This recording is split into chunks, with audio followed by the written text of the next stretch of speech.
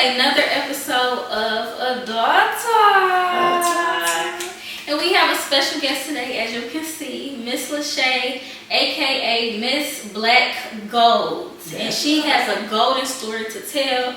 As y'all know, this week is all about trauma, so we diving deep into trauma. First of all, I just want to commend you for coming onto the show and having the strength to tell your story. And my heart goes out to you, considering that you were entered into foster home at just 6 weeks old, also dealing with your father molesting you, taking advantage of you at a toddler stage. So my first question to you is, what is the earliest time you remember him touching you? 2. 2? Mm-hmm. Okay, can you tell me about that experience? Well, so he was having trouble with my mom, you know, the domestic violence case. And she left, and then he brought another woman in. And then he was beating her, and then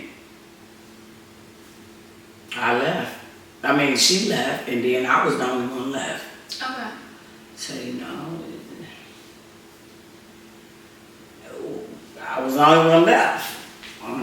He just felt like he needed to do his thing. So, his first thing was to teach me how to perform fellatio.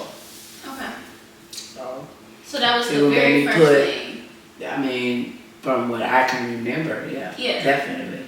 So do you remember, like, exactly when it happened? Like, do you remember, like, the shock, the confusion?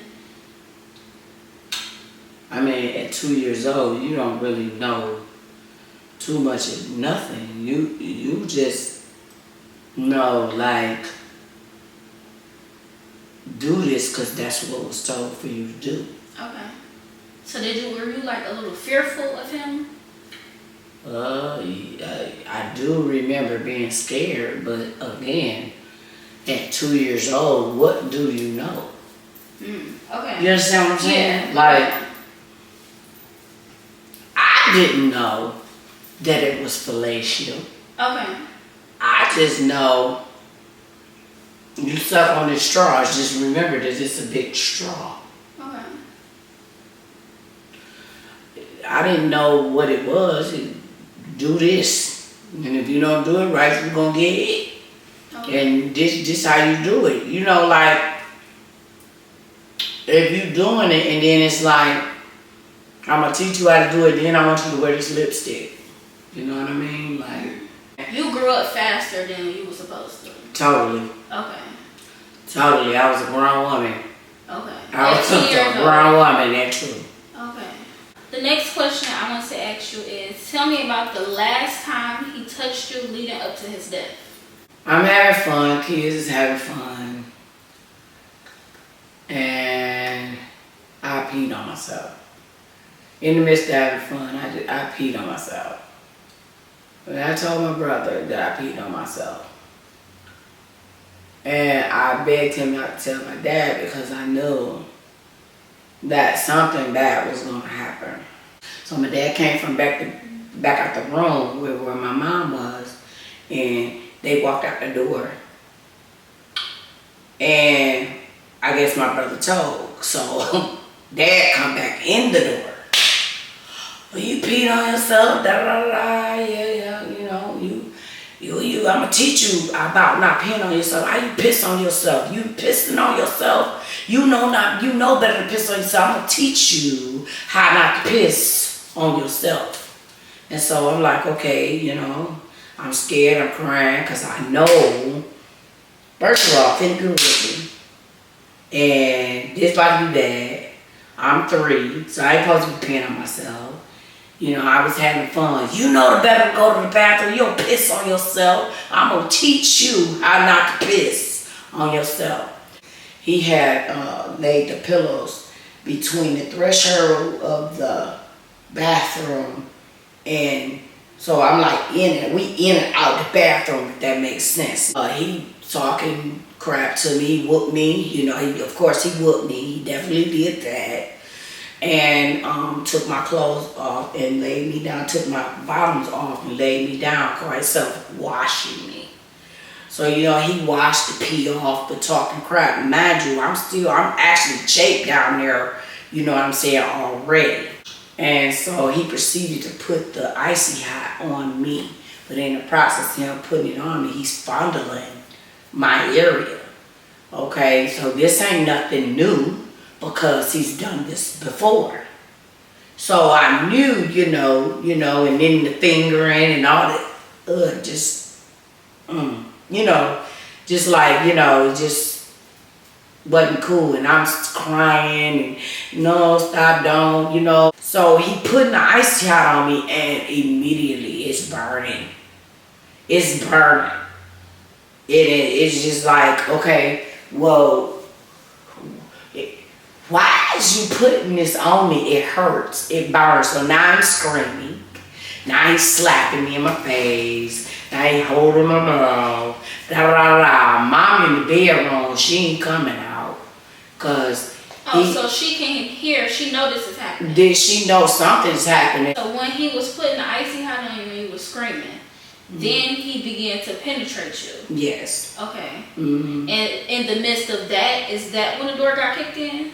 In the midst of that, that's when the door got kicked in. When the door come in, it boom. This is all you hearing. Like, anybody know how a door get kicked in? It's gonna bring the attention to anybody. Okay. I came in automatically and grabbed my dad up and immediately started beating on him. 2 guys came in. There were 3 guns. It was an AK or SK, whichever, sawed-off shotgun, 12 gauge, and a carbine rifle. So they started beating on him, and the dark-skinned guy did. Okay. And so then basically they had you and your siblings sit at the table and tell y'all, don't move or I'm gonna shoot you in the head. Yeah. My brother was taken up from my father, and the man told him, you get up one more time, I'm gonna shoot you in your head. And so I'm sitting here, I ain't gonna lie. I'm like, I didn't know what to think. I didn't know how to be. All I know is, I know those guns is real, but I'm also watching cartoons. So to me, it's funny but not funny, funny but not funny. But then I thought I was being saved.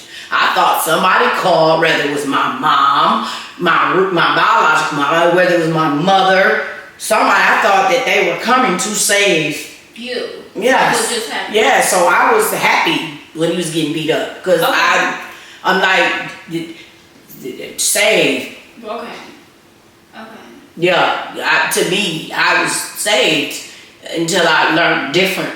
When they tied my father up in my rocking chair. When they tied my father up to the rocking chair, the guy kept beating on him. Dad couldn't fight back. So he, hit my daddy pretty hard. And my brother was like, hey, don't hit my dad. And the man was like, I told you I was going to shoot you in your head. Boom! He shot my brother in his head, in his right eye. Okay. And the impact from the bullet, when he fell right into the cereal bowl. I ain't see no blood or nothing. Okay. And your brother that got shot? Before my oldest brother, 4. Yeah. Oldest was 4 that got shot? Yes. Okay. Yeah. And his head fell inside the cereal? Yeah, he flopped right in the cereal. His nose wasn't in there, but his cereal. So what was you thinking when you saw? Did it all become like real? Like, oh shoot. I really didn't understand. I didn't know. My reaction was like,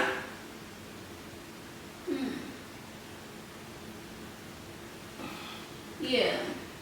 I'm 3. How did you react to that? I guess because of who my father was, I was used to seeing that.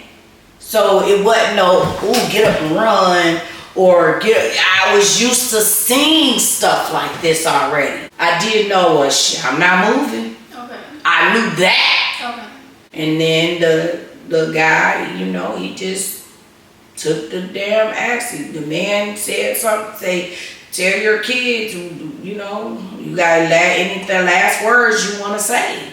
Okay. And then he said what he had to say, and then after that, he didn't say nothing else. And the man did like this, and the guy took the axe and flop. And the axe was in my dad's head. Okay. So when the guy pulled the axe back out, he hit again. When he hit again, this is when me myself, really realized that, oh, this is not a game. This is a real deal. Because then my dad's head, one side went that way, the left side went that way, and the other side just went like his head, and then it just split. Literally just like that. It did just like that.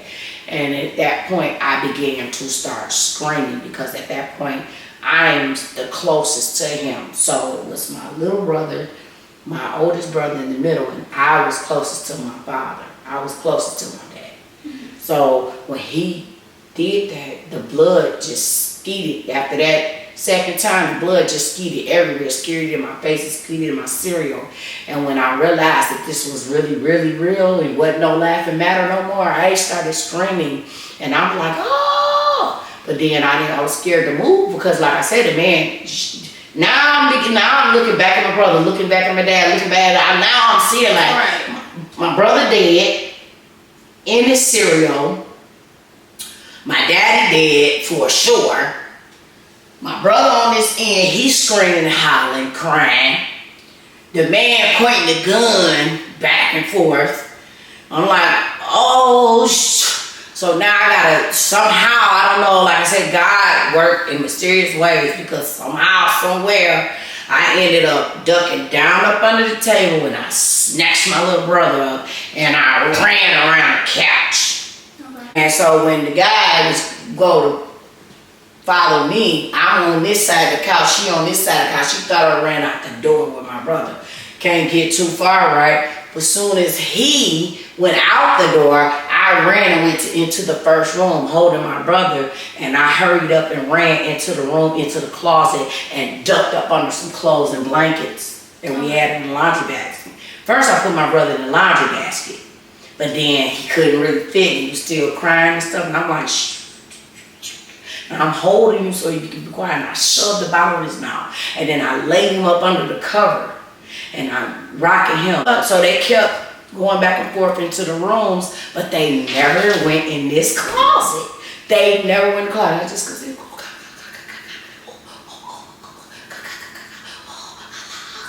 I just kept praying the whole time. I'm trying, you know, and it was, they never came into the closet. So they ended up leaving, but I fell asleep. Okay. And when you woke up, they were gone? When I woke up, they were gone, and they put the door back. Okay. So what was your dad's last words? What was his last thing he wanted to say to you? Well, he said something to my brother. He said he didn't say too much to my little baby brother, because what he gonna, you know what I'm saying? And he just was like, you know, use that thing you got. That's what he told you. Yeah. He told Make sure you do what I taught you. Use that thing. You do what I taught you. Make sure you get the money first. Get the money. Yeah. Okay. Use what I taught you. So now y'all babies basically locked in this house. How did y'all fend for yourself? How did you eat? How did you take care of your baby brother at just 3 years old? So it was whatever was already cooked, we ate it. Whatever was already cooked, we ate it. Bread, crackers, go in the Frigidaire. If it's some type of cold cuts or whatever, we was in there eating it until everything was gone. Like by the box of cereal, I was just trying, giving him milk. The milk was all gone. Like I was trying to feed him stuff that, cause me, you know, I was eating bread and crackers and that. But after so long, we ain't eat no more. We was in the house for like 2 days. So they had to wrap my dad and my brother's body up in a sheet and put them in the back room. Okay. So then now y'all in this house, hungry, just some babies. Crying. When did y'all get saved? Like how? Who came to come get you? So the police. Okay. And at this point in time, they had to kick in the door. So I hear something at the door, and I ain't gonna lie, I put my brother back in the room, and he was asleep. Thank you, Lord. He was asleep, cried himself to sleep, and I put him back in the room, up under the stuff, and I hid in the kitchen under the cabinet. Okay. And the police came in, and I thought I was dead, so I just started crying. I just gave up. I just started really crying to where they can really hear me. And I just gave up, and they announced themselves, the police, and then they pulled me out the cabinet and was like, hey, little girl, you're okay. How old are you? And I said, I'm 3 years old. Okay. So, where did they take you from there? To the hospital. To the hospital? But they had to check, I had to tell them what happened. Okay.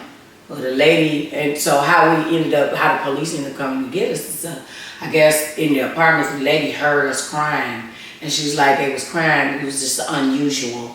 For 2 days, we was just crying on non-stop for her. Okay. And we could have been in there longer than that, but for 2 days of us crying, I think that was, she said she had to say something. Yeah. Normally she wouldn't have said anything, but because again, who my dad was. But this time it was like, wait a minute now, something's wrong. These kids is just constantly crying. So we had to have been in the house for longer than what we were. Like I say we were crying for 2 days. So however long that food lasted, when it was done and wasn't no more food. Leaving from the hospital, who was caring for y'all after that? We went to foster care. Okay, so straight from the hospital to foster care. Yes, again. So my brother, they found a pulse on my brother. So actually they left my brother for dead. They thought he was dead, but he wasn't dead. Okay, the 4-year-old, he survived. Yes, he did. Okay. He's alive. Okay. And my baby brother, you know, God allowed me to save my siblings. Yeah. Okay. So I'm gonna backtrack just a little bit, and I want to know. Your mother was well aware of what your father was doing, the molestation, touching you, penetrating you. Do you hold any, like growing up, did you hold a grudge towards her? I did. You did? I did. Okay. I did. Because, you know, I didn't know her story. Put it like this, I knew he was beating her, tying her up, all that. I witnessed all that, right? But what I didn't understand is when you left, why you didn't come back. And so where she said, when I found out what really happened with that, I had to hear her story out. And for reasons, our reasons was a little similar because my children ended up in the system. And when I tried to fight to get my kids back, I couldn't get them back. And I didn't understand. So I had to hear my mom out. But for a minute, I ain't gonna lie, I hated her for that. You did? I did. I loved my mother, but there was a hate side to it. Right. Because I don't respect you because you left me and you knew that this man was having me perform fellatio on him. Yeah. You knew that he was putting his lipstick on me and you left me there. You didn't come back. That hurts. See, parents are supposed to be like, you're my dad, you're supposed to protect me. And you didn't. You didn't show me how to be a lady. You didn't protect me. My mom, you didn't protect me. Well, sure, she felt like, sure, I couldn't protect you because hell, I couldn't protect myself. You know, her intentions was to come back. She was trying to find us somewhere to stay. The people that she was living with, she said she wanted to come back and get us, but she felt like the same thing would have happened over there. She was scared. She didn't know what to do. When I heard my mom's story, she apologized. I'm like, okay.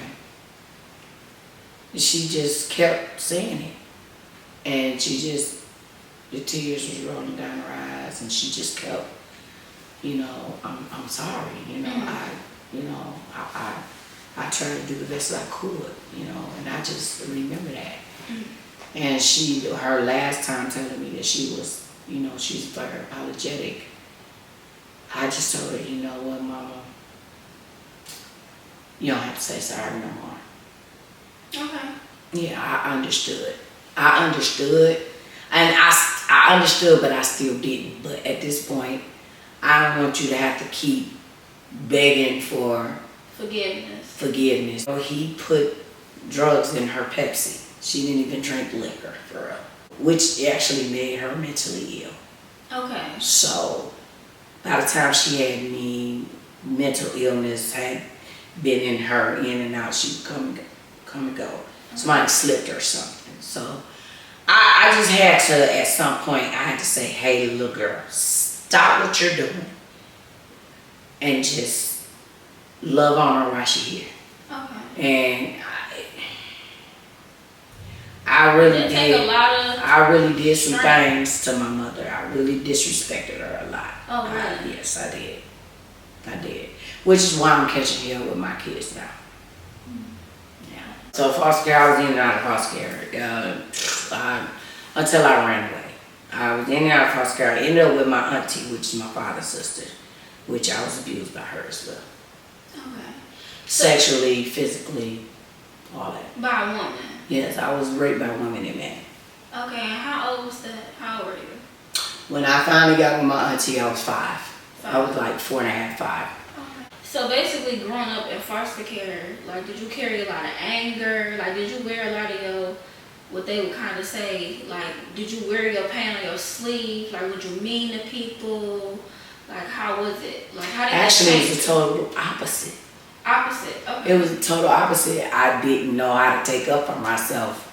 I didn't. I didn't know how to fight for myself. I didn't know how to. I thought you supposed to take that. Mm-hmm. Because at this point, I was already set. You got to think about it. I come from my dad. My dad was doing what he was doing. My auntie did what she did, torturing me, beating me with stitching cords, the top of the stitching cords, the ones you plug in the socket. I still got copper and a scarf on my neck right now where she hit me in my face with a stitching cord, you know, like she hit me in a bone. This is what this mark is. I carry this mark. She hit me in a bone, with a bone in my face, knocked me out. And then I wake up, she stand on, wake up little bitch, you know what I'm saying, like, you know, make her suck her titties, and I would go to sleep in my bed and I'd wake up in her bed and I'd fall in my vagina. And then she let this girl come and move in. And when I was 7 years old, this girl told me if I didn't eat her vagina, she was going to beat me up. So instead of you basically like having anger, you just basically just said, you know what, I give up. Whatever you want me to do, I'm going to do. I tried to kill myself at 7. Okay. Because my auntie boyfriend jumped on us because he thought that she was cheating with the neighbor next door when all he did was took us to the laundromat to wash some clothes in his pickup truck. Okay. So he beat us with 2x4s. We had knots all over our bodies. You feel like because you went through a similar situation with your kids being taken away, did that make you like forgive your mom because you felt like you kind of understood her in a way?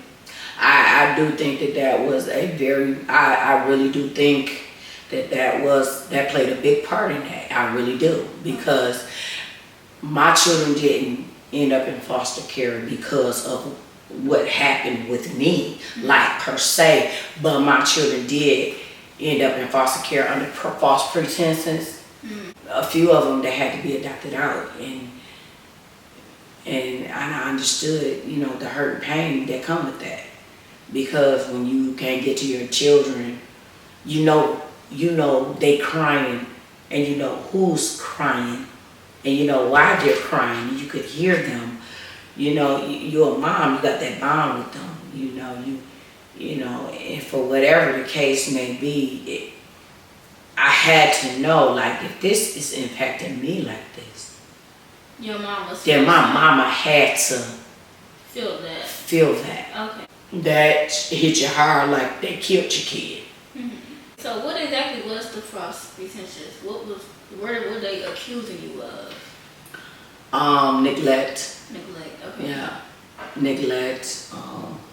Was there anybody who like basically put that out there for this to happen? Like had a hidden like a agenda to get your kids taken? Plenty of hidden agendas, of course. Yeah. Plenty of hidden agendas for me. I mean, it seemed like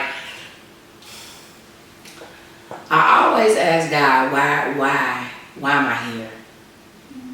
You know what I mean? Like, why am I here? Because my life been full of trauma, like literally. And when I say full of trauma, like it's been full of trauma, like crazy trauma. So you don't know. There's always somebody out to hurt or get. You know what I mean? One time I had a guy that I didn't want to be with him because I just didn't want to be with him for real. And he told me, out of his mouth, and I have a witness for that. He said, I called child protection service on you numerous times. He said, because I was trying to hurt you the way you hurt me. Oh that part. How many children do you have? 12, 11.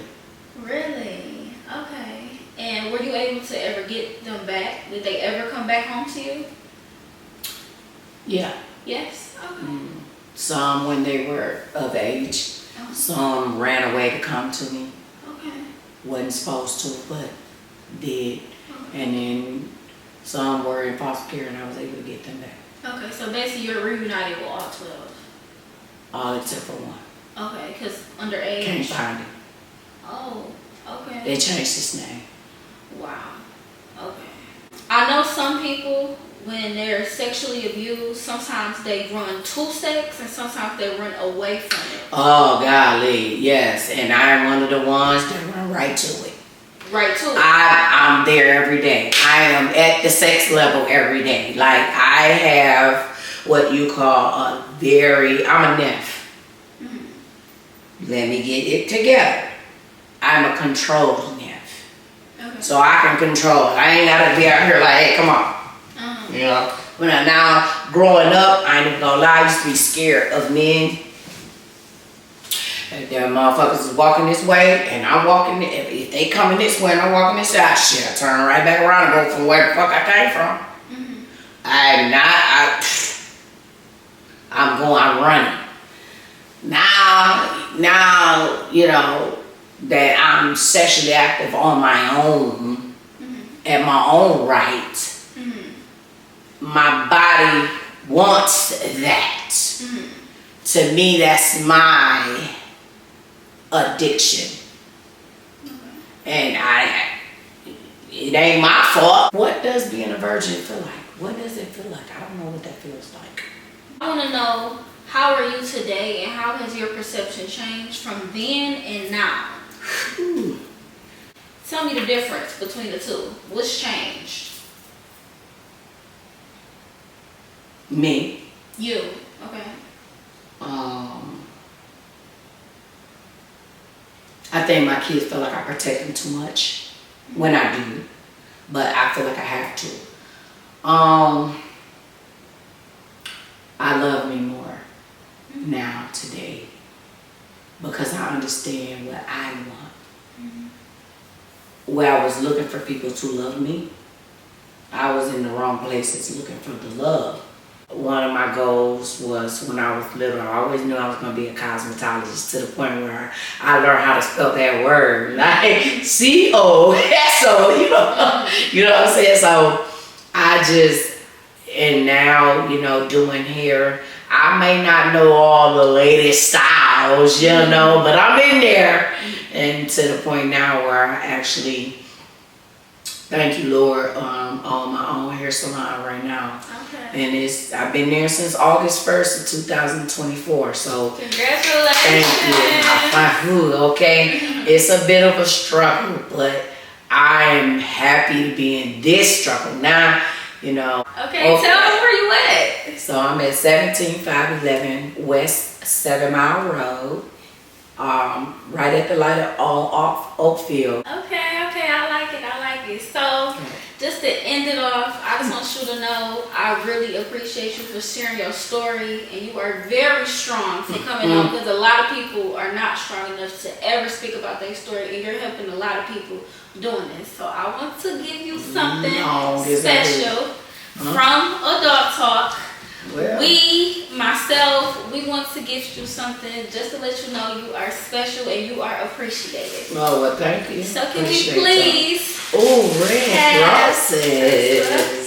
Thank you. I like This them. is for you. These are cute. Thank you. No problem. I don't know why we always smell flowers, you know. Roses, when they say roses smell like, but these are cute. I really like these. These are pretty. Thank you. Aw, We thank thought you you. would like them. Yeah. Thank you. Woo! And like she said, And until next time on the Dog Talk, you have to come back to hear part 2. Any questions you have for her, put it down below so that she can come back. If you want to hear from Miss Black Gold, y'all gotta stay in the comments and let me know. Bring her back, bring her back. Let me know all y'all questions because we will bring her back. And to remember me is the MIZBLACK.